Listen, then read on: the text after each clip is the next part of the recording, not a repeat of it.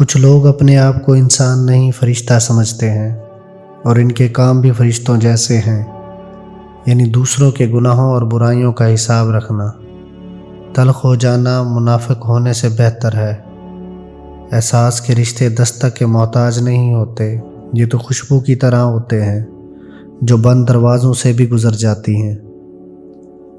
اگر آپ کا ضمیر اور نیت صاف ہے تو اس بات سے کوئی فرق نہیں پڑتا کہ کوئی آپ کو اچھا کہے یا برا، آپ اپنی نیت پر جانچے جائیں گے، دوسروں کی سوچ پر نہیں۔ یہ انسانی فطرت ہے کہ جس انسان کو پسند نہیں کرتے، اس کا اچھا عمل بھی آپ کو اچھا نہیں لگے گا۔ مطلب مسئلہ اس کے عمل کا نہیں، آپ کے دماغ اور سوچ کا ہے۔ آپ اپنے اندر سے خوش نہیں ہیں تو کوئی بھی آپ کو خوش نہیں کر سکتا۔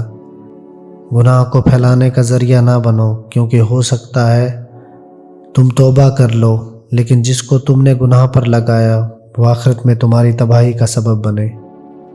جو شخص اپنی ذات سے مطمئن نہ ہو، اس کی نظر دوسروں کے عیب پر ہی ہوتی ہے۔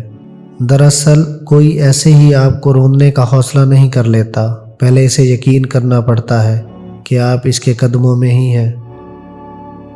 جب انسان میں عاجزی پیدا ہو جاتی ہے، وہ ایک چونٹی کو بھی بے جا نقصان پہنچانے سے ڈرتا ہے۔ انسان تو بہت دور کی بات ہے، اس کو بھلائی کرنے کی اتنی عادت ہو جاتی ہے کہ وہ اپنے ساتھ برا کرنے والوں کو بھی برا نہیں کرتا، اور ایسے انسان کا اللہ کبھی بھی برا نہیں ہونے دیتا۔ توبہ روح کا غسل ہے، جتنی بار کی جائے روح پاک صاف ہوتی ہے۔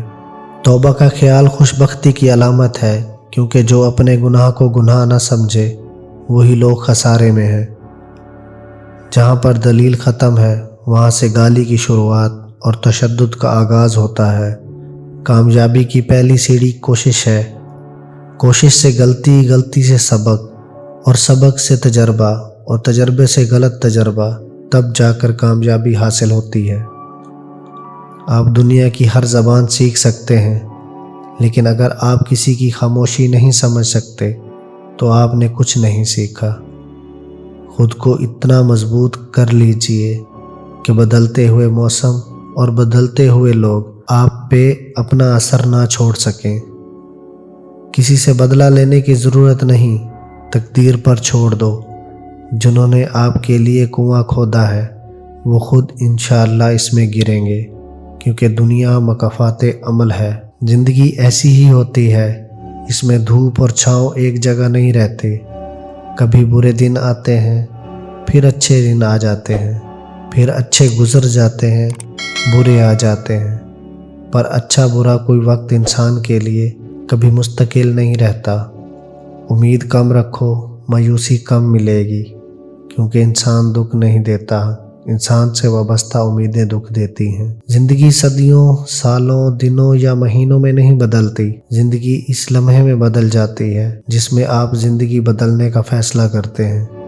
زندگی میں بہت سے لوگ ایسے آئے جنہوں نے ٹھہرے ہوئے پانی میں کنکر مار کر لہروں کی ہلچل کا تماشا دیکھا اور چلے گئے۔ کسی کو اتنا پیار دو کہ کوئی گنجائش نہ چھوڑو، اور اگر پھر بھی وہ تمہارا نہ بن سکے تو اسے چھوڑ دو، کیونکہ وہ محبت کا طلبگار نہیں، ضرورت کا پجاری ہے۔ احتیاط بہت ضروری ہے، چاہے آپ سڑک پار کر رہے ہوں یا حد۔